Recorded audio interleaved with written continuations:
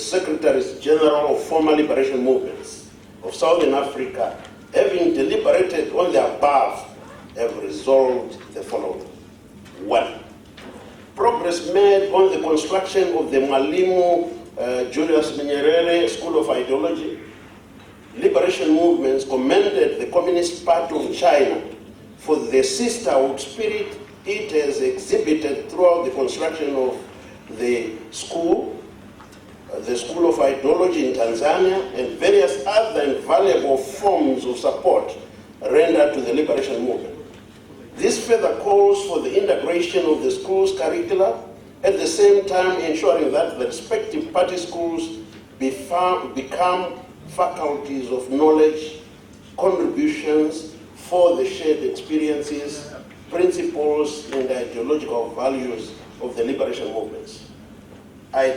Number 2, ideological impartation.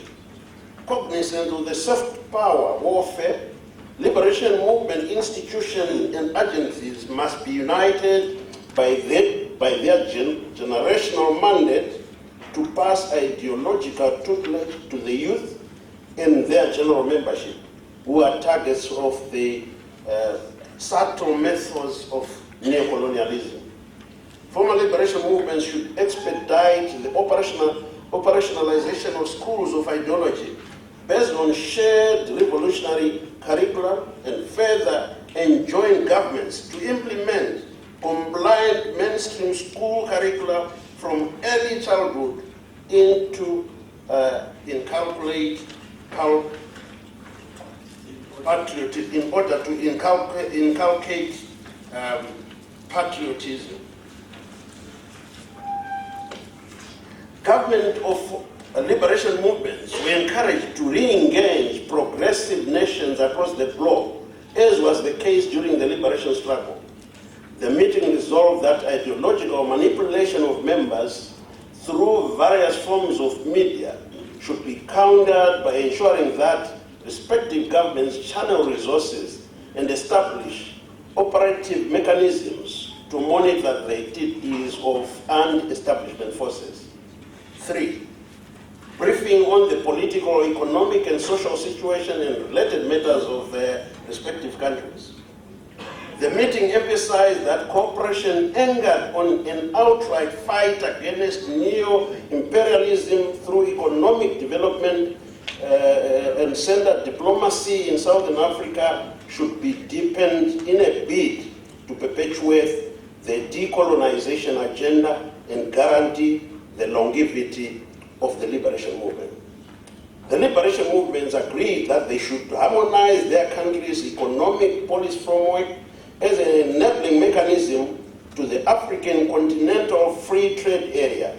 This should strengthen the region to become an optimal destination for global capital.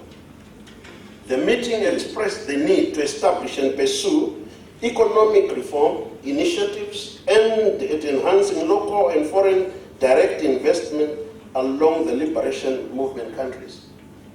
Intensification of close interaction and cooperation on matters of mutual national interest, including but not limited to social, economic, political, and security issues, was emphasized. The liberation movements agreed to advocate for structures of governance that will culminate into inclusive and equitable growth and development. It was agreed that the governments of the liberation movements have to institute strong legislative measures to effectively combat drug dealing, human trafficking, women and child abuses, and gender-based violence.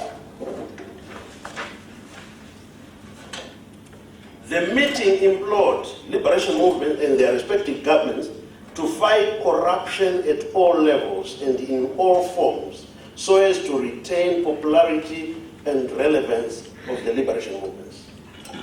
Members were urged to compel their governments to aggressively promote social justice and social services throughout inclusive participation streamlined in every government ministry, and to drive pro-poor policies.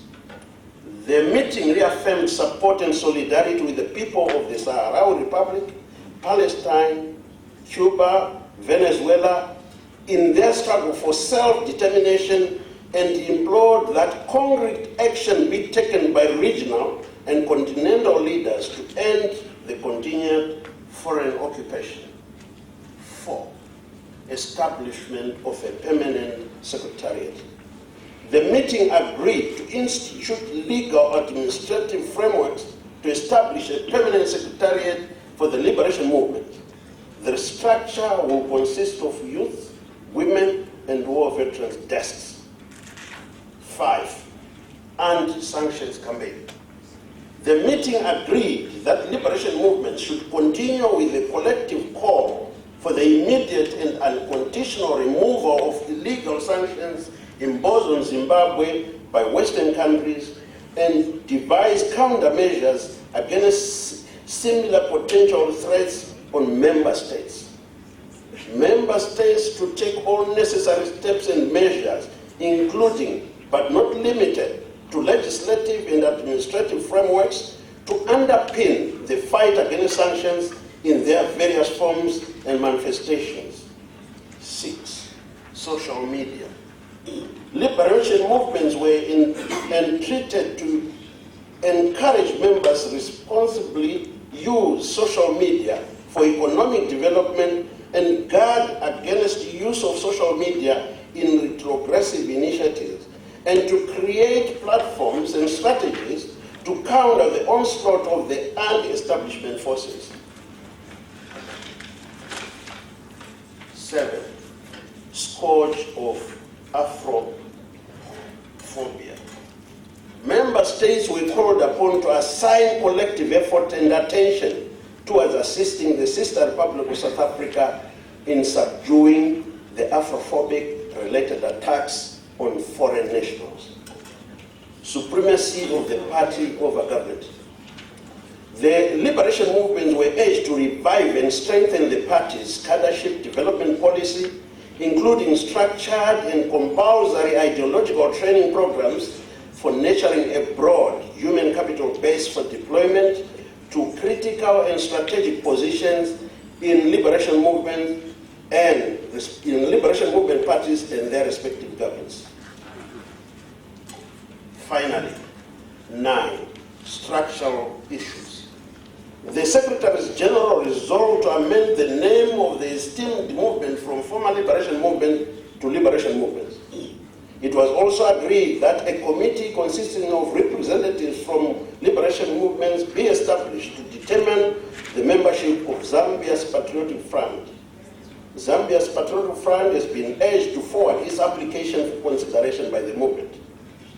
The Botswana Democratic Party was unanimously admitted as a full member of the liberation movements. A business seminar has been scheduled to be convened in South Africa at a date to be announced. And on the next meeting of the Secretaries General will be held in South Africa at a date to be announced. I thank you, sir.